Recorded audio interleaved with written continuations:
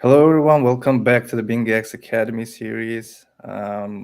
Today with me, probably most of you remember him from our last roundtable. It's the other Pomp, Simone Yes. Pomposi from Fantom Foundation. Welcome, Simone. Yeah. Thank you, Sis. Thank you for having me again. Always a pleasure. Thank you very much for coming. Simone is the Chief Marketing Officer at Fantom Foundation. Fantom, one of the greatest projects from last year, I think we heard. And today we will learn more about Fantom Foundation, the project, the blockchain, its roadmap, and what like secret updates are coming into this project, and we will hear that from CMO of Fantom, Simone. Um, Simone, let's start with introducing to the audience what is Fantom, what is Fantom Foundation, and what is Fantom, the Yep. project itself. Yeah. So first thing, thank you again for having me, and let's jump right into it. So, what is Phantom? Phantom is a layer one network that is fully permissionless and it's highly scalable and EVM compatible. Now, the main differences between Phantom and most of other chains, but for sure between Phantom and Ethereum, it's speed and the low cost of transactions. So, just to address those two, on Phantom, transactions are final and finalized in about 1 second. So that's a big difference between the 15 seconds or 30 seconds or even minutes on Ethereum. And when it comes down to transaction costs, on Phantom, they average about a few cents. You can go lower for very simple transactions to a little bit more for more complex smart contract interactions. So this is pretty much what Phantom is in a nutshell. At the moment, it's a huge ecosystem. We have more than 200 dApps deployed on Phantom by third-party developers. We have dozens of thousands of daily active users. We're, Phantom is one of the most used chains in the world at the moment. And the Phantom Foundation is the foundation, the company, but it's actually foundation, no profit foundation behind the blockchain. So it's the main developer of the technology behind Phantom. Okay, thanks. And from the some researches that I have made, that's weird to hear, but Phantom doesn't use blockchain, and so how does it operate then?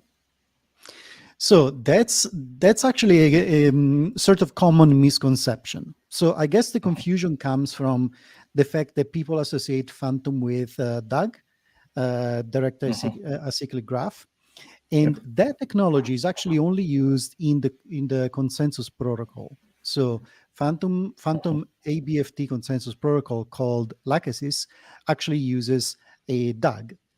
But the output of that consensus is actually a regular blockchain. So that's why you can actually clearly see it on FTM scan. It's there are blocks generated every X amount of time. So once again, the DAG sort of is let's say powers the Lachesis, the consensus mechanism, and the output of it is a regular blockchain. So these are very, Okay. so Phantom, so let's say the Phantom blockchain is actually pretty much the same as other blockchains like Ethereum and, Avalanche, Solana, Matic, and so on. It's not, for example, like Nano or other purely DAG based protocols. Okay. And speaking about consensus mechanism, Phantom uses proof of stake, right?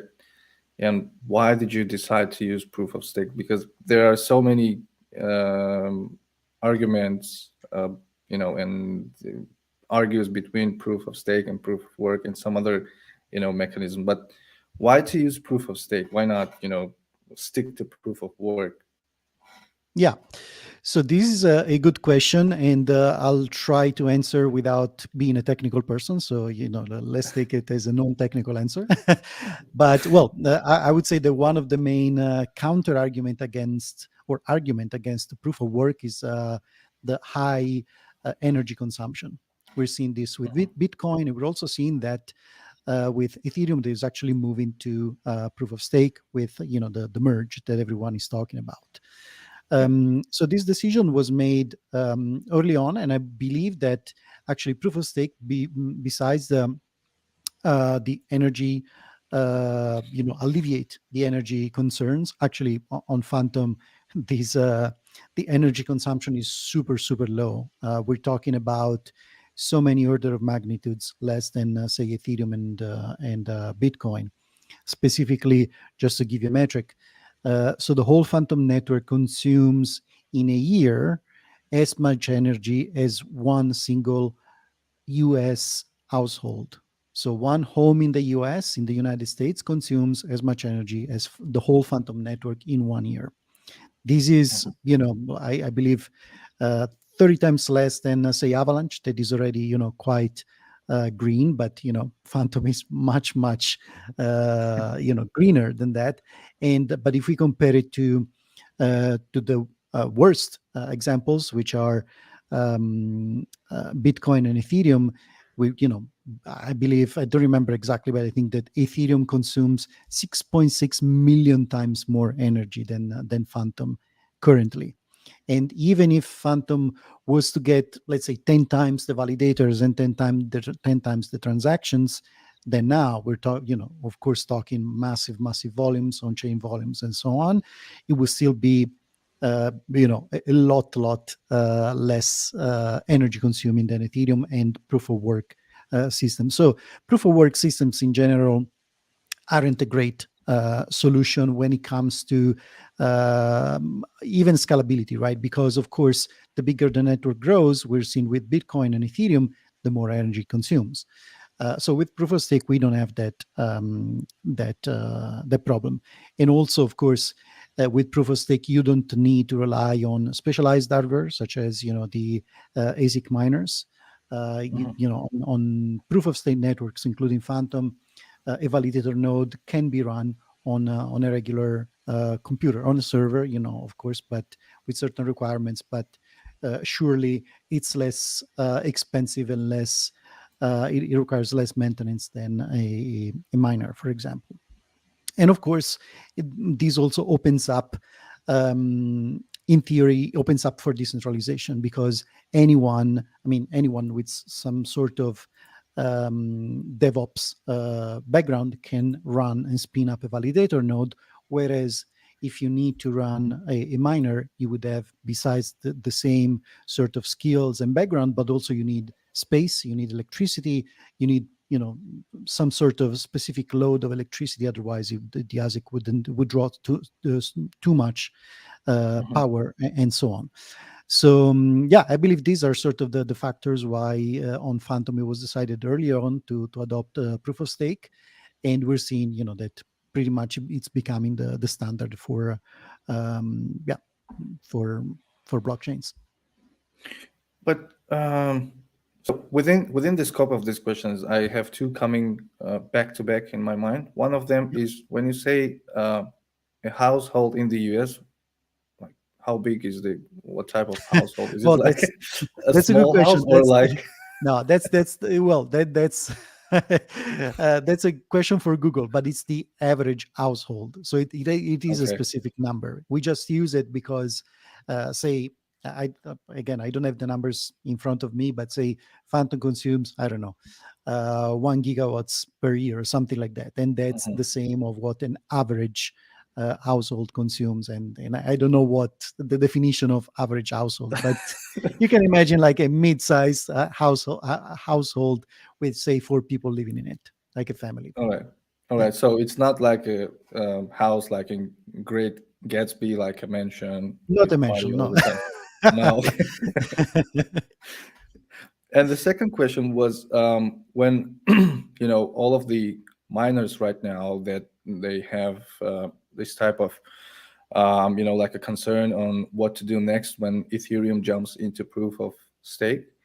Um, and why not to deploy a blockchain or proof of work, or do some like a combination of proof of work and stake to to get that much of a node power into your blockchain rather than to have it staking only.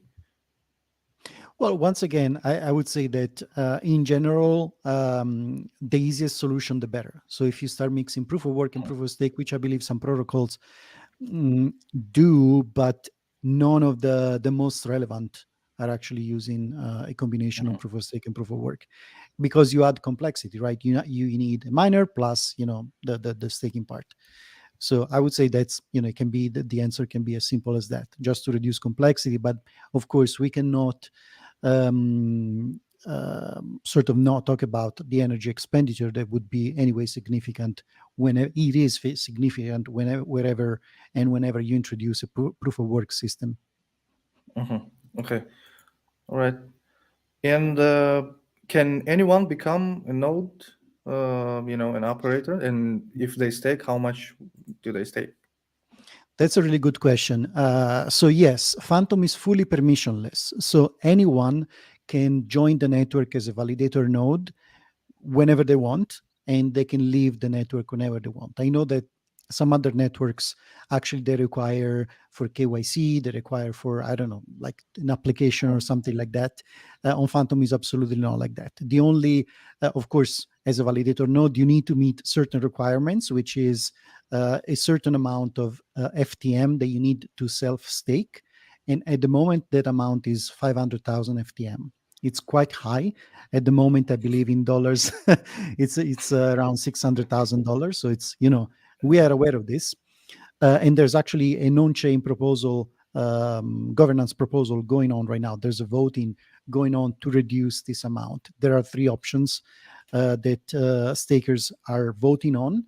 One is 50K, I believe, 50K FTM. Another one is 100K FTM, and another one is 250K FTM. Mhm. And I believe for now the winning option is 100K FTM. But of course, the vote will need to pass, and it's still a quite of a long process for the vote to pass. And so that would be the staking requirement, and then there's a hardware requirement. It's just a simple, server wise, you need to have certain a certain minimum hardware that is needed to run the validator node. But in terms of permission, in terms of KYC, there's nothing like that on Fantom. Right, but still, 100,000 K is still, like a significant amount for some who would like to stake. Are there, I don't know, any pools or anything, or could there be a group who would just? I mean, in theory, there could be, and I believe there are probably some validator nodes on Fantom that the some people pooled their funds together, and they made Mhm. a validator node. However, you really have to rely on other people, and you have to Yeah. trust other people. So you have five, I don't know, friends. If they're friends, maybe, but if they're anonymous people on the internet, maybe not a good idea to trust, because one of those will be in charge, or even all of them will have access to the private key of the validator node with anything that comes with it. So it's not something that I would recommend. I agree that the amount is still quite high.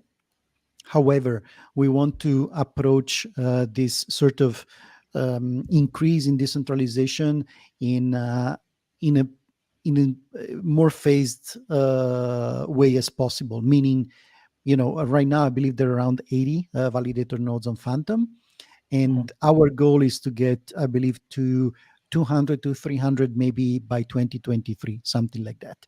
But this needs to be gradual. That's also why we didn't push for extreme decentralization at the beginning, because especially when you launch a new network, there's a lot of moving parts. So Yeah. it's fine at the beginning to sort of sacrifice the decentralization to just make sure that everything works, because Mhm. nothing is worse than, okay, we do, I don't know, saying just a random number, 10,000 nodes right at the beginning. And then if something is not working, to coordinate 10,000 nodes and, make sure that they're all upgraded and so on, it's actually a problematic issue. So we decided to take it a little bit more gradual, a little bit more slow. Okay, understood. But still, why do you need that many validators on your network? Well, ideally, it's always associated that the higher the number, the higher the number of validators, the higher the decentralization. And Mhm. there's an argument to be made there if decentralization really matters or not to a certain point. Of course, if it's only Yeah. five validators, I mean, it's clearly centralized. But in case of Fantom, it's already right now the way that I like to call it. I think it's sufficiently decentralized, meaning that there's no one single actor that can actually take down the network or can make decisions for on behalf of the rest of the network. Meaning that there's no single validator that can holds a 33% plus one, which is the amount needed to attack the network. Actually, all the Mhm. validators are way below that amount. So yeah, but of course, the higher the number of validator nodes, the better it is for security. Okay, and they do get their rewards, of course, for staking Absolutely. their funds. And there are no limitations on how many validators you accept, or is there a certain limit? No limitation. As I said, Fantom is fully permissionless, so no Mhm. limits. I know on other networks, there's maximum 50, maximum 60, whatever it is. Yeah. Yeah, no, on Fantom is there's no such limit. Oh, oh, that's good to know. But there is 500,000. Correct. That's a kind of a hard limit for now, but as I said, I'm expecting that to change in for sure. I mean, I don't want to say for sure, but it's very very likely that that is gonna change this year because, as I said, there is already a governance proposal that is right now in the wallet. People that are staking FTM can go and actually, I advise everyone to go and vote in the wallet to make sure that this number gets lowered. Oh yeah, and if it does, it would be helpful for both the participants, the network, and the project itself. Absolutely, yes. And Phantom has its own DEX, which has synthetic instruments with the suffix with prefix F, like F BTC, F Ethereum. Yeah. And what is the purpose of having these DEX? Yeah, that's another good question that I believe it's not addressed often. And so that Mhm. DEX that you're referring to is actually FUni. It was our fork of Uniswap that we made oof, in 2020, at some point in 2020, and that's also when we built all the synthetic assets that you're referring to. However, they're not used anymore, and actually they were never that used.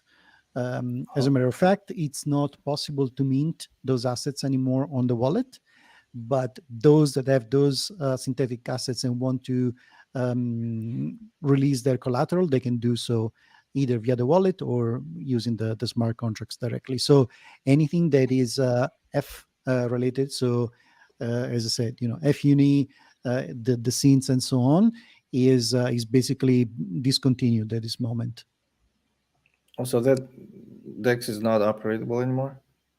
I mean, it's there, but there's no volume, and nobody uses it. Also, because we have such amazing dexes on Phantom at this moment that Yeah. it's really, yeah, it's really it wouldn't make sense to use it.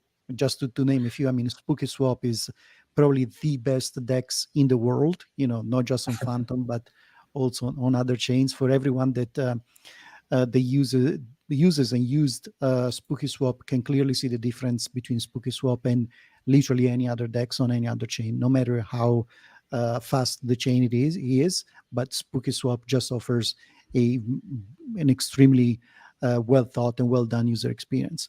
Then we have Spirit Swap. We have a bunch of DEX aggregators. So there's really no reason for something like FUni to exist anymore.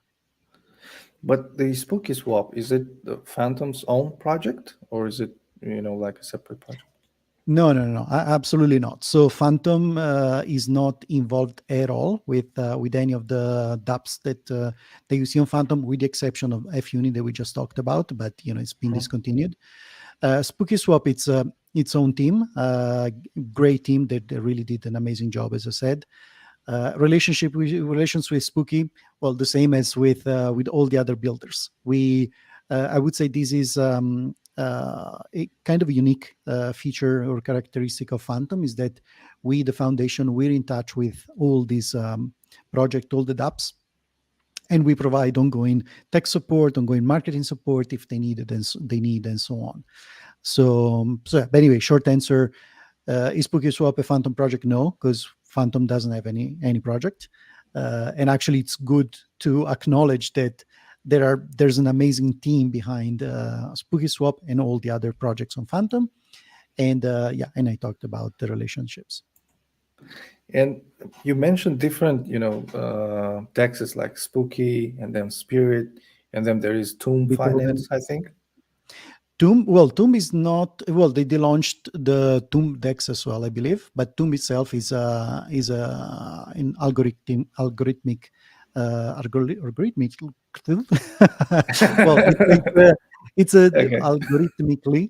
algorithmically pegged coin, and usually stable coins are those that are algo pegged, but in this case, Tomb is pegged to the price of FTM.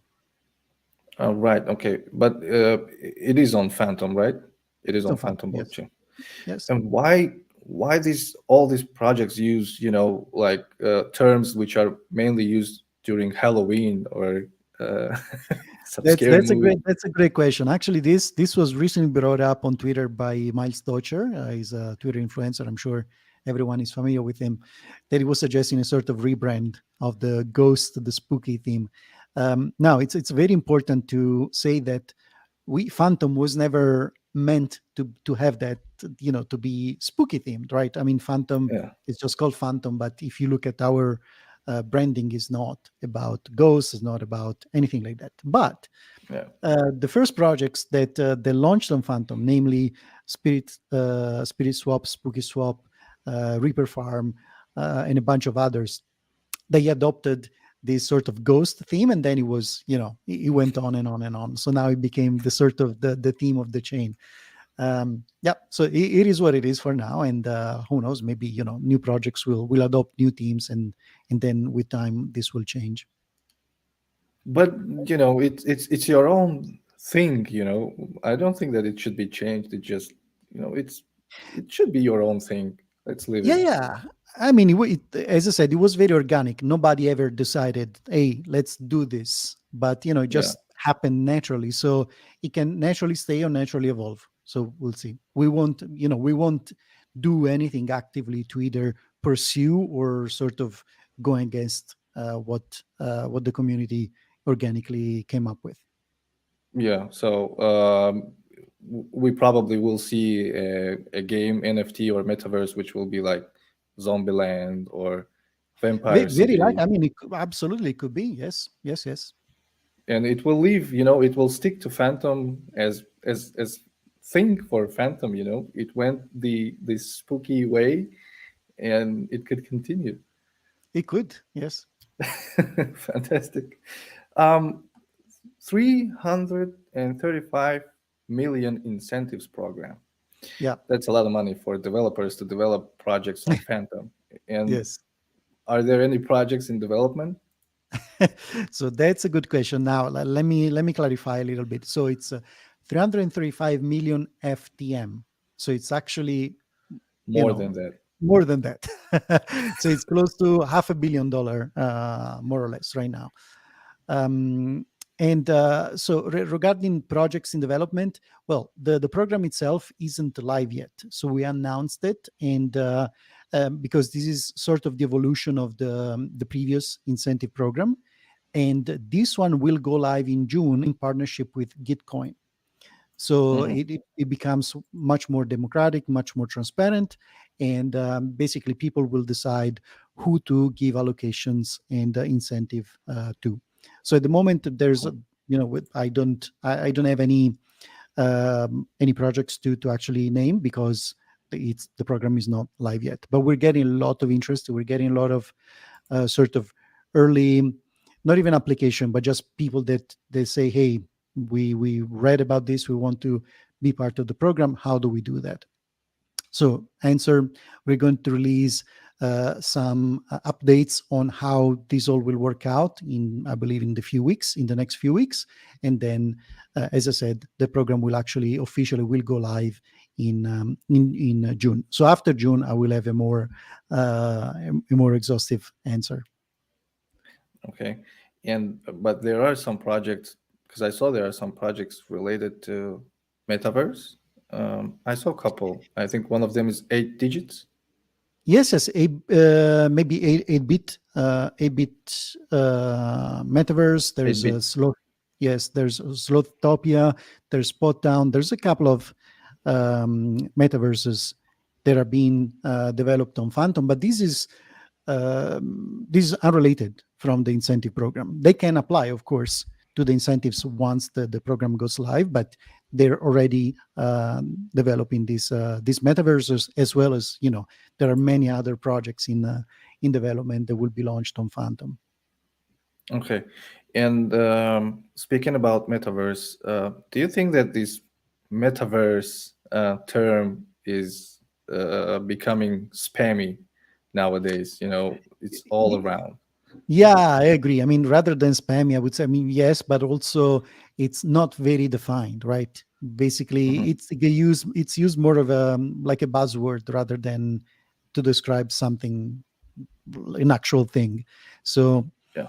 I still have to see a metaverse besides the central end and besides Sandbox, but also those are, I don't know. I think, I mean, it's good because it means we're still very early. It's, metaverse will, I guess, will become something, but for now, it's this sort of very cloudy and clouded and foggy thing that nobody can define. And when nobody can define it, you're right, it becomes spammy because basically you use it as a placeholder of a lot of things. So yeah, metaverse here, Hmm. metaverse there, but it doesn't mean much. Yeah. Because on the news you hear a lot about some companies, tech companies, not tech companies, and whoever, they talk about launching their own metaverse. And for like regular people, it's an excitement. But for those who are in blockchain for a long time and they've been seeing the central end and the first metaverses, they'd be like, for example, the Emirates say they would launch a metaverse. um I Well, don't know, I can't imagine. no, no, no. Yeah, but I guess this is the same sort of thing that happens every time a new technology appears. Same like I would say, maybe also in the 90s when um, where everyone wanted the website just because it was a new thing. Oh, I will make a website, and that led to the dot com bubble, right? It was Yeah. just websites. But then, now we know that websites are something completely different than they were 25 years ago when the dot-com bubble happened. And they're actually part of, the internet couldn't exist without that. So maybe metaverse is going to be similar to that, meaning at the beginning, it's just going to be a lot of these kind of empty things, but then they will become, and they will become something, and they will evolve into something that people will use. Is it, you think is it too early to have like white paper or a definition for the word metaverse then, so that we don't see scammy schemes like there used to be during ICOs, for example. Well, the thing is that white papers never really prevented also scams, right? There were so many, especially when it comes to ICOs. There were actually so many white paper projects that died. So Yeah. even if you have a definition of metaverse, sure, then it's one more thing that scammers can use to actually prove their legitimacy, but then it's going to be a scam anyway. So I would say, as, as in everything, it's just going to be, we need time. We need people, creative people and very smart people to actually build these things, and they will, naturally, they will become something more and more defined. Okay.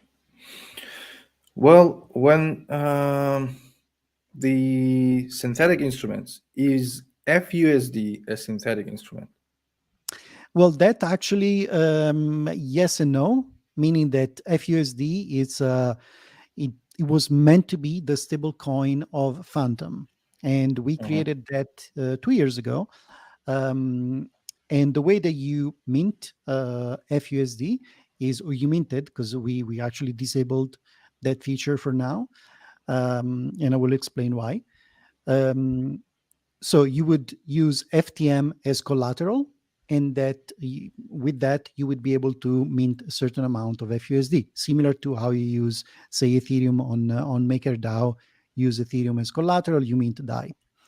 Mhm. Um, Now, this is absolutely our fault. We didn't finish the FUSD project as it was supposed to be, meaning that we left it without liquidations, meaning that people just minted an insane amount of FUSD using as little collateral as possible. Mhm. Using it also their own advantage. They use the FUSD to sort of leverage long FTM. uh, and of course, in this case, it's a broken system. So without liquidations, there's no peg, meaning that now FUSD is not $1, but it's, I don't know, I haven't checked recently, but maybe it's 50 cents. So it's really Mhm. not a stable coin, or it's not a stable coin. Well, it's not stable, and plus it's not pegged to the dollar. Now, there's been a couple of proposals from community, like third-party developers, to take over the project. Um, One proposal recently didn't pass for lack of voters, and there's another one coming up, I believe, in the next few weeks by Deus Finance. Mhm. And who knows?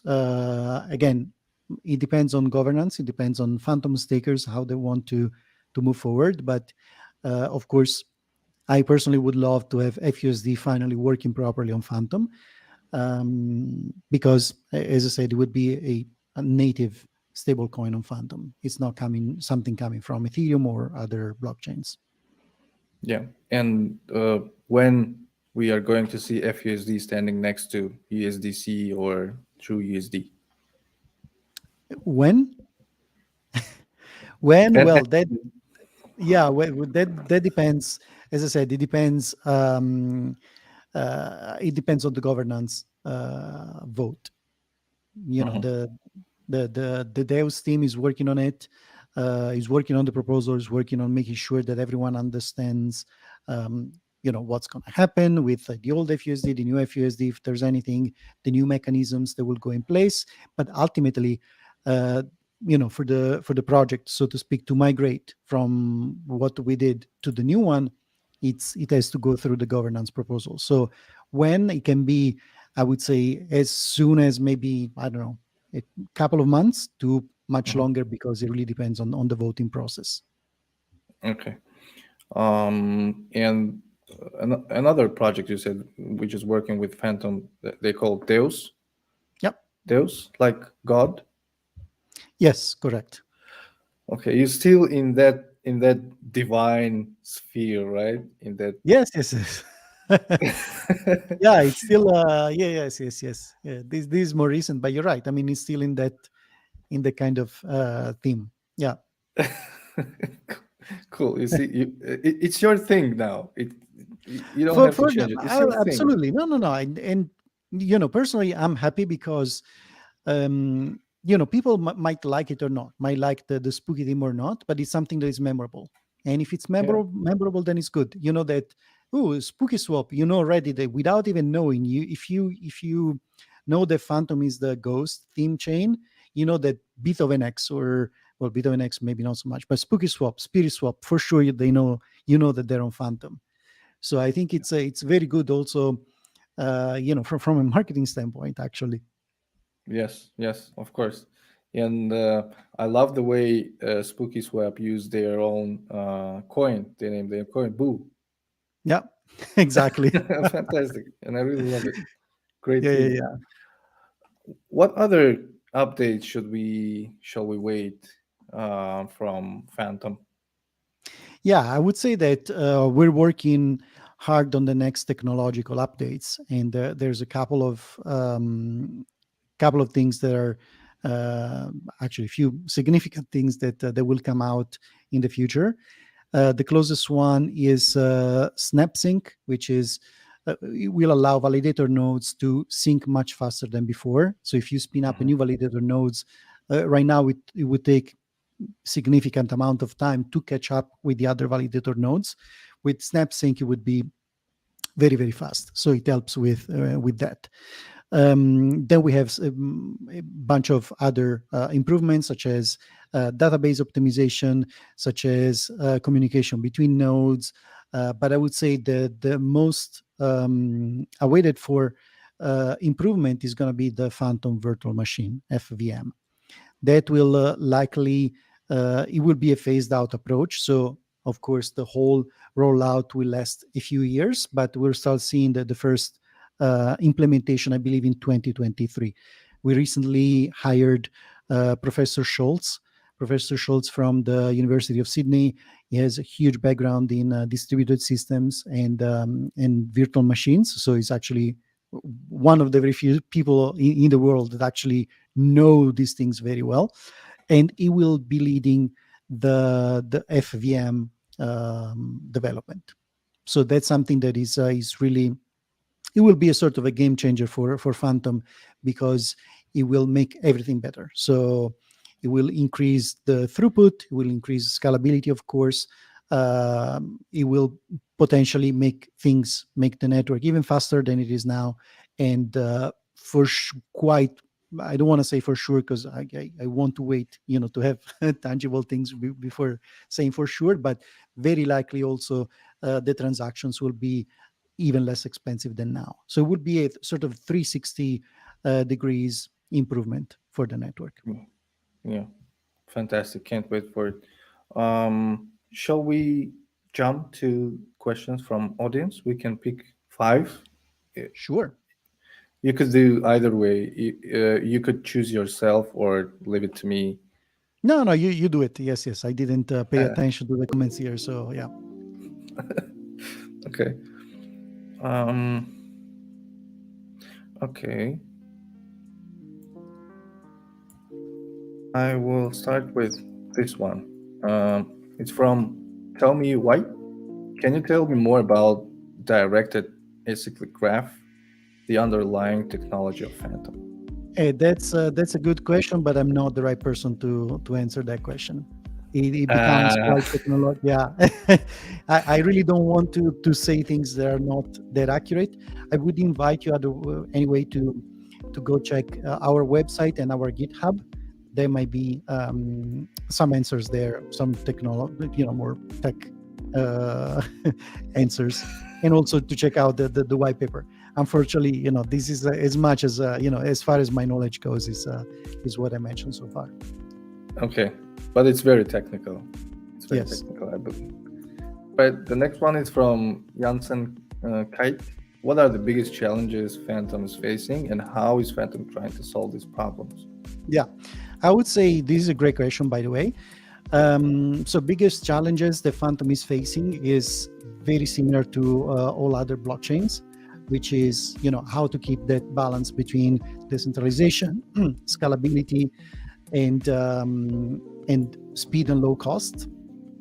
And this is how we're trying to solve these problems is actually through the development of new technologies, including the Fantom virtual machine. So Fantom virtual machine is designed to overcome the limitation of the Ethereum virtual machine that actually is a limiting factor, not just for Fantom but also for all other EVM compatible blockchains. Right. Thank you very much. And just to cheer up, tell me why, I picked up one another question from him. Yeah.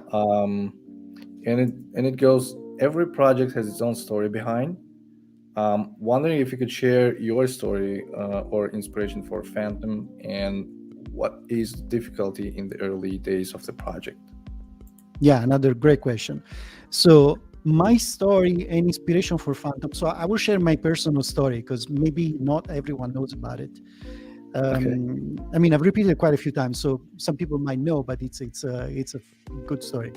So I came to know about Fantom before it started. So during the private sale, I believe it was spring 2018. I didn't participate in the sale, but I started reading about it, and it it was very interesting to me. Then when the token finally launched at the end of 2018, I was actually one of the very first community members of Fantom, and I was very active in the community. I organized, I did in collaboration with other people. We actually raised some money, small amount of money, but just to build a website, to hire a developer to build a website for Fantom, an alternative website to the one that the foundation had, and that had a lot of success. And I also organized a meetup in New York City, and Andre came. I mean, Fantom sent Andre, and that's where when I met Andre for the first time. Then I kept in touch with him, and a few months after, he offered me to join Fantom in the marketing team. So this basically, so the story inspiration for Fantom, I'm pretty much a community member as everyone else in the community, and to me, the reason why I decided to be part of Fantom is because I'm passionate about it. It's not for a job. It's not for anything else. It was like, okay, since the early days, I believed in the technology, and I was like, okay, what can I do to help this project, this company to succeed? And so here I am in part, of course. I don't want to take the merit at all. Actually, very, very small part is, it's my contribution. And well, the difficulty in the early days of the project, of course, Fantom was born in a bear market. So at the beginning, everything was bad. So Fantom was a 4 million market cap project for a very long time. It was labeled as a scam, and then it took quite some time. It took a couple of years before Fantom finally emerged, and now we have so many users using it every day, and it's really great to see this growth. Oh, congratulations with that achievement. You did a great job, Simone, and the whole team, Thank of you. course. The team, yes. The next question comes from Arjay Rivera. Being a CMO, how do you measure success in marketing, especially in layer one? And what are your team consider in measuring it? Yes, this is a good question. It is also a very hard question to answer. And I confronted a few other marketing people from other projects, from other layer ones, and it's actually hard. It's hard because first thing in crypto, but especially for layer ones, we don't have a product. Our product is the infrastructure, the underlying infrastructure. So I would say, how do you measure the growth of the infrastructure? That's quite easy, right? You can look at a few metrics such as number of dApps, number of users, TVL, and so on. But how can you directly link the marketing efforts to that growth? That's actually quite impossible. So it's actually very hard to measure success of marketing layer one unless you do specific purely marketing campaigns. In that case, it's much easier. But to actually point out how much marketing is contributing to the growth of a project, it's actually quite hard once we get to a certain growth level, such as Fantom or other chains, because there are so many other factors that are sort of influencing the growth. But your main goal is to what? First of all, to bring Fantom so that everyone knows, or to get as many dApps? Which is your top first That, criteria? that's a great question. Well, I would say that the ultimate goal is to have Fantom used by the most people as possible. Mhm. So active users would be, one of the main metrics, as well as, of course, number of dApps, because of course, users come to use dApps. Without dApps, no users, and of course also TVL. But these are all metrics that that there's a lot of nuances in there. Okay. Okay. Thank you very much. Yeah. Question from Lee Bean.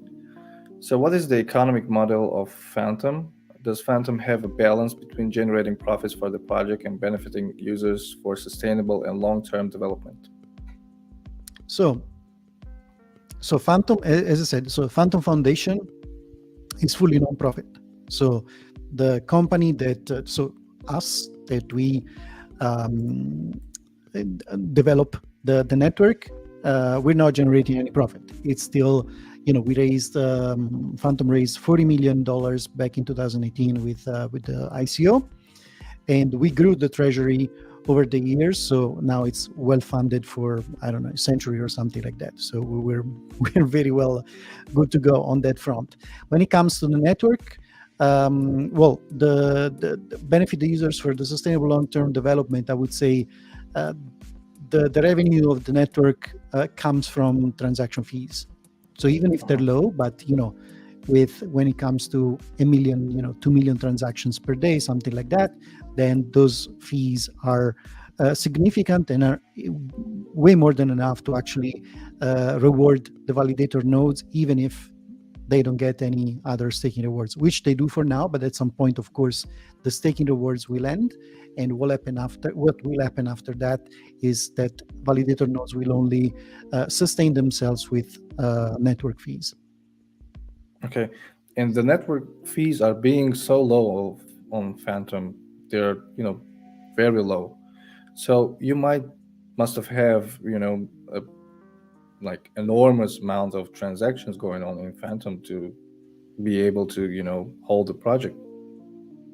Yeah, but that's already right now. So actually, not right now. Already a few months ago, when right now, honestly, I haven't checked the metrics in these days. Let me I want to be as accurate as possible, just to give to get an idea of the daily transactions.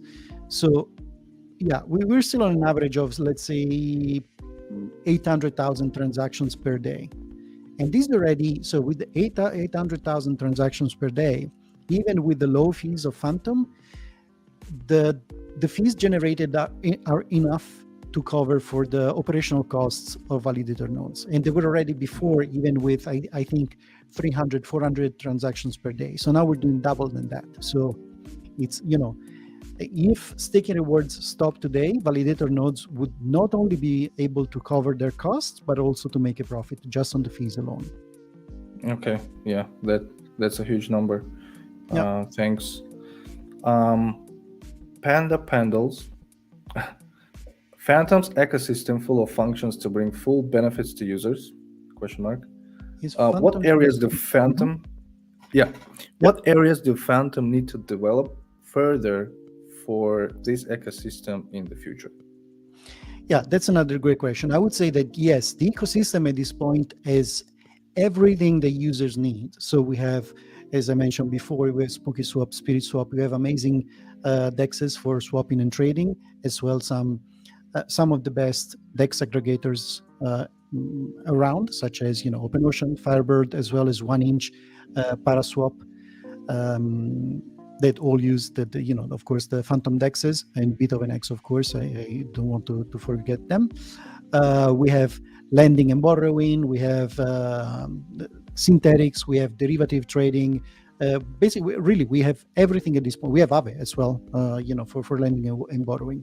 So when it comes to tools and functionalities the users might want, there's everything on Fantom going on. So anything you can find on Ethereum or any other chain, there's an equivalent on Fantom. Now, what areas does Fantom need to develop further for this ecosystem in the future? I would say, well, for us as the Fantom Foundation, as I mentioned before, is going to be these infrastructure middleware technological improvements, so the FVM and other, all the things that I mentioned before. Then I would say what I would like to see more, especially looking a little bit outside of the Fantom ecosystem, looking at what's happening on other chains, looking at what's happening on, say, Solana, Matic, Avalanche, and so on. I would say right now where Fantom is maybe a little bit not up to speed when it comes to NFTs and GameFi. That's changing, of course. There's a few GameFi projects in development. You mentioned also some metaverses. I want to mention them again: 8-Bit Metaverse, Slothopia, and Podtown. But there's quite a few things coming up in the next few months on Fantom. So of course, when it comes to NFT, metaverse, GameFi, there's not much that we as a foundation can do besides, of course, giving incentives when the incentive program will go live. But it's more in the hands of the developers, third-party developers.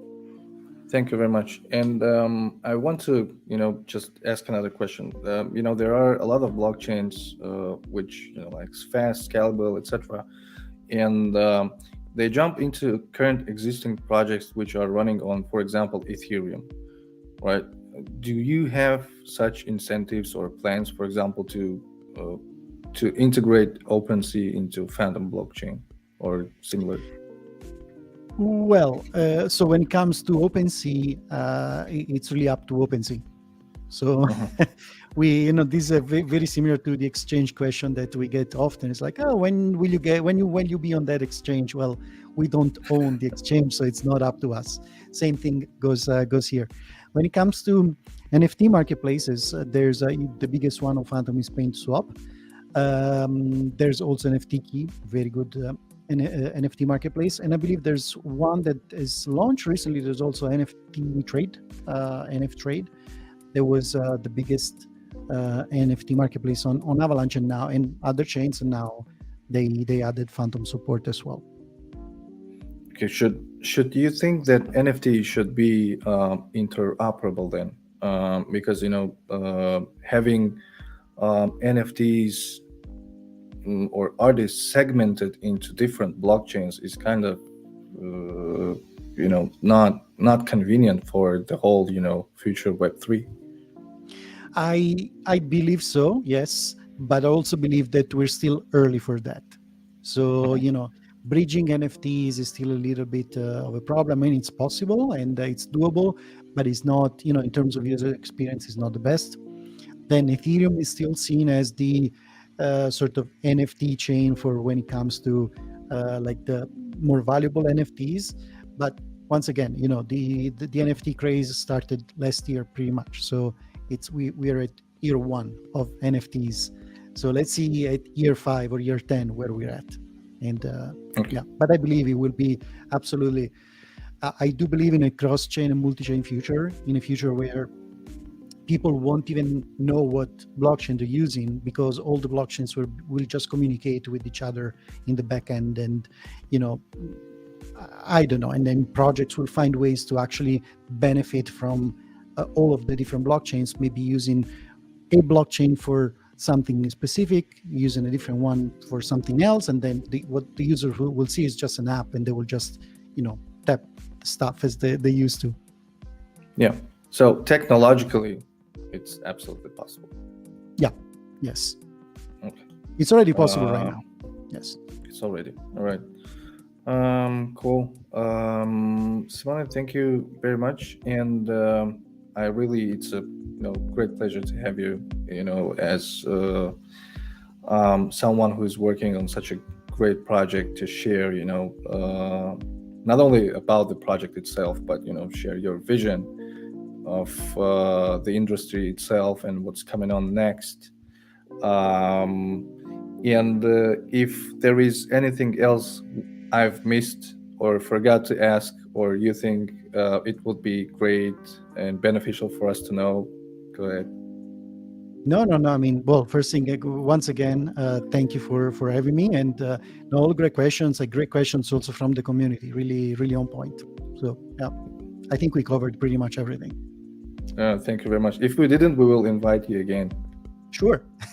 Thank you very much for making time. Simone, it's a really great pleasure to have you. And thank you Thank you. guys for sharing your time with us today. I really do hope that you got as much knowledge as possible from Simone, Chief Marketing Officer at Fantom. It's a great project.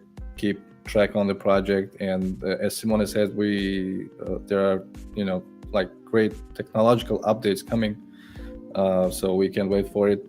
And Simone, thanks again. It's a great pleasure always talking to you. You share like very beneficial, information. Um, so I don't know. I can't say anything else. It's always a pleasure to have you. It's always a pleasure talking to you, and it's a great thing to know that the project is growing, and it's growing really fast. And you are on track with current trends, Yeah. and the fact that you said that you will be developing your own virtual machine. I mean, you know, you guys are growing really fast. So congratulations to you and your team. Thank you. Thank you, everyone. Thank you, Simone. Bye bye. Bye.